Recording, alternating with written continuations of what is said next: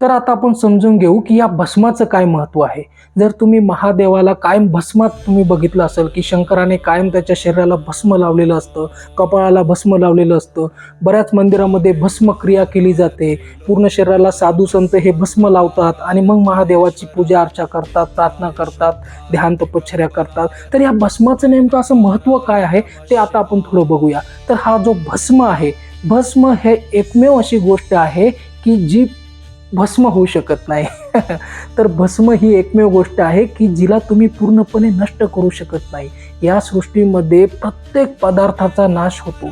प्रत्येक गोष्ट, मग ते मनुष्याचं शरीर असू दे, प्राण्यांचं शरीर असू दे, सजीव असू दे, निर्जीव असू दे, प्रत्येक गोष्टीला जाळलं जाऊ शकतं, तिचा नाश केला जाऊ शकतो.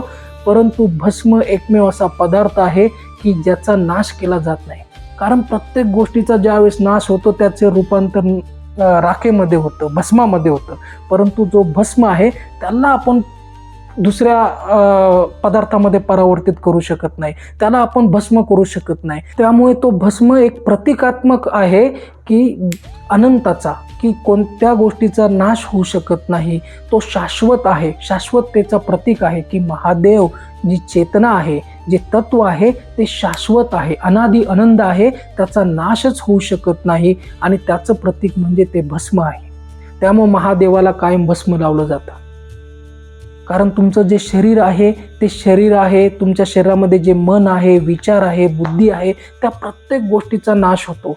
परंतु तुमची जी चेतना आहे, तुमची जी आत्मा आहे, त्याला तुम्ही काहीही म्हणा, आत्मा म्हणा, चेतना म्हणा, ऊर्जा म्हणा, परमात्मा म्हणा, सच्चिदानंद म्हणा, ती एकच गोष्ट आहे. आणि ती चेतना, ती आत्मा, तो परमात्मा म्हणजे शिवतत्व आहे. त्याचा कधीच नाश होत नाही, जे तुमच्या आतच वसलेलं आहे. पण त्याला जागरूक तुम्हाला करायचं आहे, त्या सत्याला तुम्हाला बघायचं आहे, अनुभवायचं आहे. आणि त्यासाठी या भस्माचं महत्त्व आहे. ज्यावेळेस तुम्ही महादेवाच्या मंदिरात जाल आणि भस्म लावाल त्यावेळेस तुम्हाला तुमच्या मनाला स्मरण करून द्यायचं आहे की ह्या भस्मासारखाच मी आहे, या भस्मासारखाच माझी चेतना आहे. त्या चेतनेला मला जाणून घ्यायचं आहे, त्यासाठी मला ध्यान करायचं आहे, त्यासाठी मला मेडिटेशन करायचं आहे, त्यासाठी मला महादेवाची भक्ती करायची आहे. तर ही जी जाणून घेण्याची भावना आहे ही तुमच्यात प्रबळ झाली पाहिजे. आणि त्यासाठी हे भस्म आहे की हे भस्म तुम्हाला कायम अनुभव करून देईल, कायम आठवण करून देईल की तू देखील माझ्यासारखाच शाश्वत आहे, तुला अंत नाही.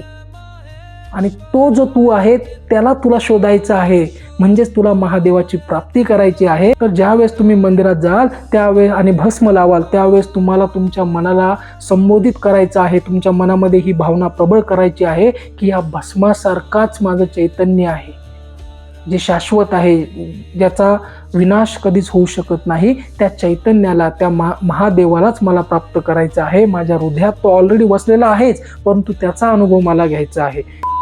तर असेच व्हिडिओ इथून पुढे देखील मी पोस्ट करत राहणार आहे. त्यामुळे जास्तीत जास्त हा व्हिडिओ, हा चॅनल लोकांपर्यंत शेअर करा, सबस्क्राईब करा आणि कमेंट करा. ओम नमः शिवाय, ओम नमः शिवाय, ओम.